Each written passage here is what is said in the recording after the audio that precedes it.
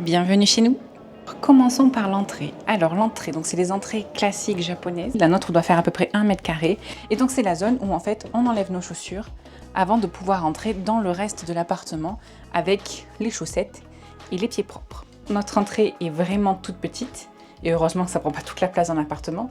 Nous on a un petit tabouret pliant au cas où on ait besoin de s'asseoir pour mettre nos chaussures. Ensuite on a la porte qui est métallique et du coup c'est très pratique. On a acheté des petits crochets pour suspendre un peu des affaires derrière. Donc là les sacs, les clés des vélos, un parapluie.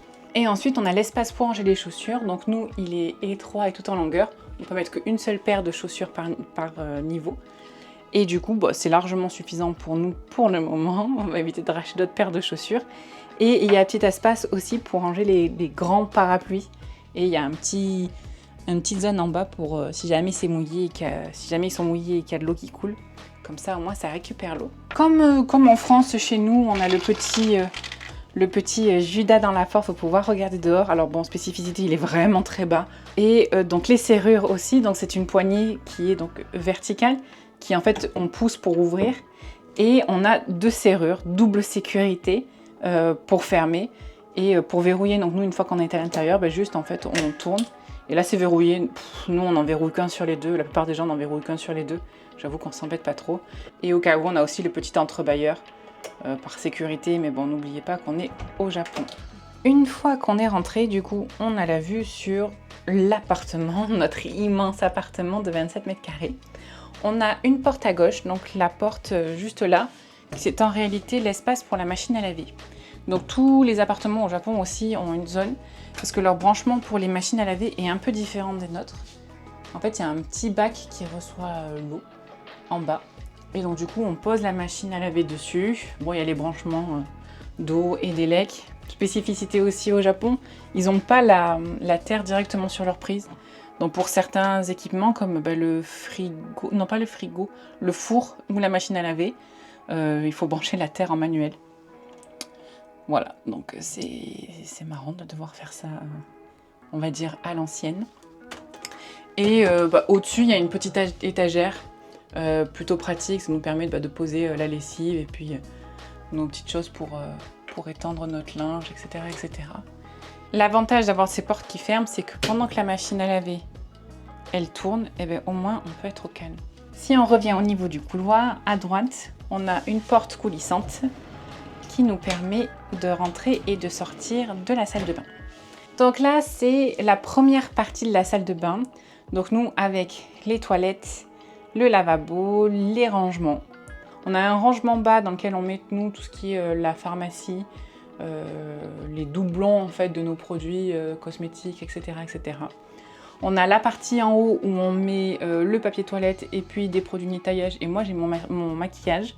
Parce qu'après, du coup, on a derrière les miroirs, donc des rangements aussi chacun. Mais c'est vrai qu'ils sont plutôt étroits, donc on ne peut pas non plus mettre 150 000 choses. Et les toilettes, bien entendu, comme je l'ai montré sur la petite vidéo que j'ai faite sur les réseaux sociaux, ce sont des toilettes japonaises avec toutes les petites fonctionnalités qui font plaisir. Pour notre salle de bain, donc il y a un élément qui change beaucoup par rapport à la France, c'est premièrement ce petit poste de contrôle.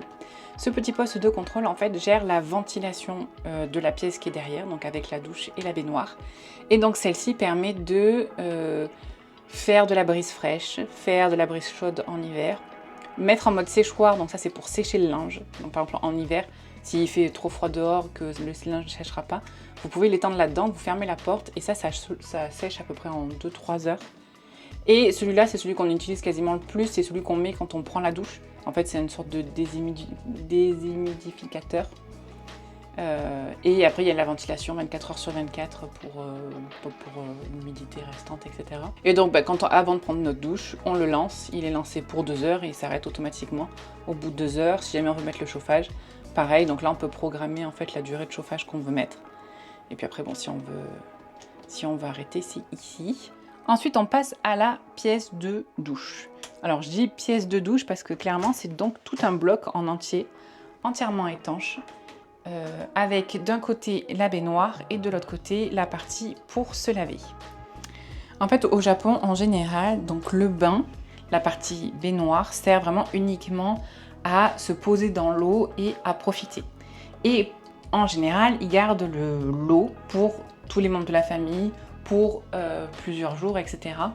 Et du coup, l'intérêt de se laver séparément, c'est du coup de garder l'eau propre. Donc de notre côté, on a le robinet qui est vraiment tout en bas parce que pareil, les Japonais ont tendance à se laver assis. Donc le robinet est tout en bas.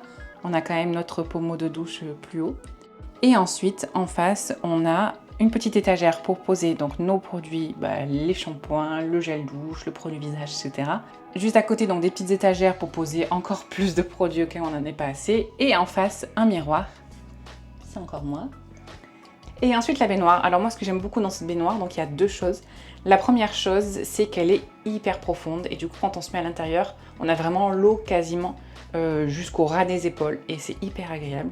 Et la deuxième petite chose, c'est ce petit panneau de contrôle. Alors ce panneau de contrôle, il a plusieurs fonctionnalités, donc moi je vais vous expliquer celles qu'on connaît et qu'on utilise. Donc la première, c'est pour régler la température de la douche. L'autre, c'est pour régler la température de l'eau du bain. Le bouton que je préfère parmi tous, c'est celui-là qui permet en fait de remplir automatiquement le bain. Et ça fait une petite chanson pour vous dire « Et ça y est, le bain il est prêt !» Alors, sortons de la salle de bain et on arrive dans la partie de vie, on va dire. On a une porte qui sépare, on s'en sert honnêtement, on s'en sert quasiment jamais. Et donc, l'espace est divisé en trois parties. On a la partie cuisine. Si on continue, on a la partie bureau et salon, salle à manger, etc. Et on a la partie nuit. Alors donc la cuisine est un petit peu, c'est un petit peu en couloir, hein, on va pas se mentir, c'est quand même tout petit.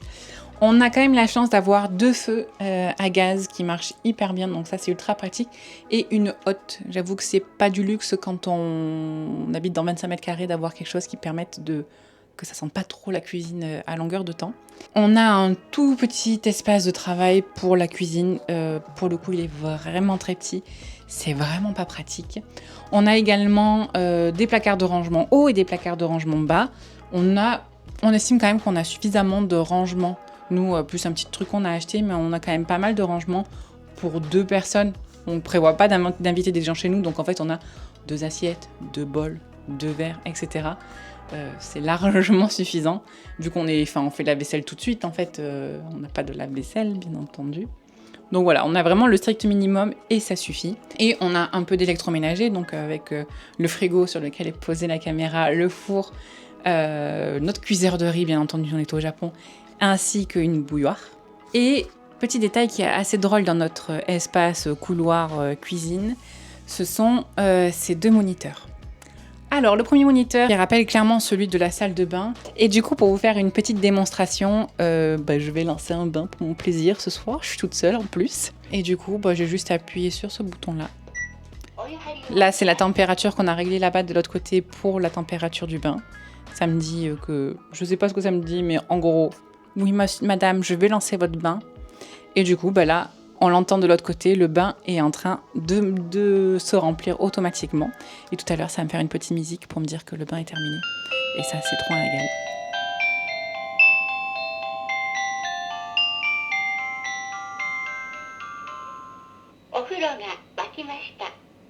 Et ensuite, il y a ce contrôleur-là. Alors, ce contrôleur-là, il sert à plusieurs choses. L'interphone, qui nous permet quand il y en a un qui sonne, il y a une caméra et on ouvre. Jusque-là, tout va bien.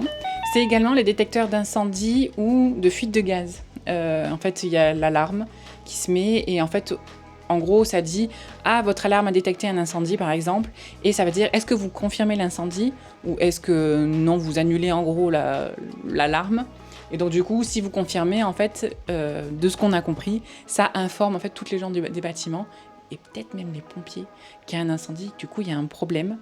Et 2 dernières fonctionnalités, donc un qui est un peu lié à l'interphone. Si quelqu'un a sonné chez nous pendant notre absence, on le voit là en fait, donc ça nous fait une petite capture d'écran, ou même on peut laisser un message, donc là les gens laissent pas des messages en général, mais en gros les gens peuvent nous laisser un message en mode « Hey, c'est le livreur, j'ai un colis pour vous ». Bon là nous on n'a jamais supprimé, mais du coup on a tous les gens qui sont passés chez nous. Et également, donc nous là on l'a pas forcément, mais si jamais on reçoit un colis, parce qu'en bas en fait on a des casiers spécialement pour les colis, en fait ça nous envoie une notification nous disant « Et Vous avez reçu un colis, il est en bas, allez le chercher. Et c'est vachement pratique. Et après la cuisine, on arrive dans la pièce principale, celle où on passe 80% de notre temps quand on est ici. D'un côté, la partie bureau et de l'autre côté, la partie salon, salle à manger.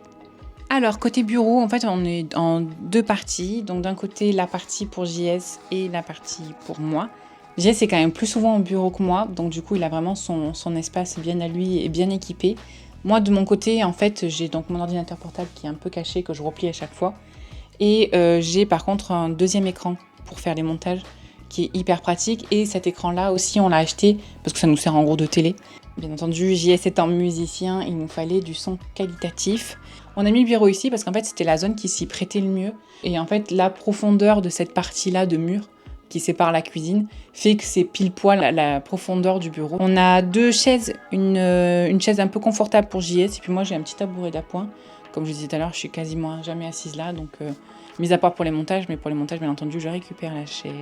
De ce côté-là, on a aussi mis en fait des crochets qu'on a collés alors sur la porte, parce que oui, ceci c'est une porte de séparation entre les deux pièces pour pouvoir. À la base, on s'était dit, putain, c'est hyper pratique de pouvoir séparer la chambre de la pièce de vie. En réalité, au quotidien, on s'en sert jamais. Mais ça reste une option si un jour on se dispute fortement et qu'on veut vraiment plus voir, on pourra au moins séparer et être chacun dans notre côté. Pour l'autre côté, pas beaucoup de choses à présenter, donc du coup on a craqué chez Muji sur ces deux fauteuils. On a beaucoup réfléchi à ce qu'on voulait. Moi qui suis tout le temps assise au sol, on s'est dit ah bah ça pourrait être bien d'avoir des fauteuils au sol. À la base on s'était dit ah on pourrait se prendre un vrai canapé de 2 places, mais en fait tout ce qu'on voyait ça prenait beaucoup plus de volume. Du coup, on avait peur que ça rentre pas ou que ça fasse beaucoup trop chargé. Et on a aussi acheté une table basse pliante. On avait peur en fait que la table basse soit au milieu et qu'elle nous gêne. Et on s'était dit on va la prendre pliante comme ça, le soir, par exemple, avant d'aller se coucher, on la replie. Quand on l'utilise pas, on la replie, etc. Bien entendu, on ne l'a pas pliée une seule fois. Puis on a fait aussi un peu comme on avait dans notre appartement à Lyon, donc les petites décorations, les petites photos, les petits souvenirs qu'on peut avoir au mur et qui font du bien au moral. Passons maintenant à la dernière pièce, qui est donc du coup la pièce côté nuit. Donc on a un grand lit, à Lyon on dormait dans un 80, on s'est dit qu'on n'allait pas passer dans un lit en 140, donc du coup on a fait l'intermédiaire, on a pris un lit en 160. On a galéré à trouver un lit, on a galéré à trouver des draps, parce que clairement 160 au Japon ça se fait quasiment jamais. Et l'avantage qu'on a dans l'appartement, c'est qu'on a ce grand placard qui est hyper pratique.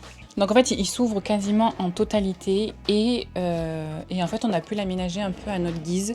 Alors regardez pas, sans cours de rangement depuis toujours. On a des caisses chacun pour nous, pour genre nos t-shirts, etc. Et nos 2 valises en bas, dans lesquelles on a mis toutes les affaires qu'on n'utilise pas pour le moment.